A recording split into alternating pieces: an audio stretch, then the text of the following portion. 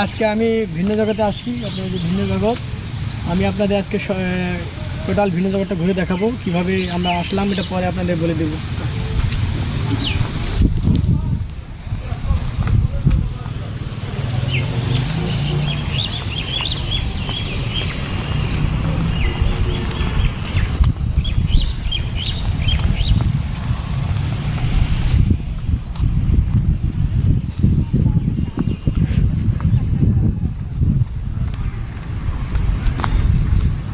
কিছুক্ষণ আগে প্রচুর পরিমাণে বৃষ্টি হলো, হওয়ার কারণে একটু বৃষ্টি লাগিয়েছে।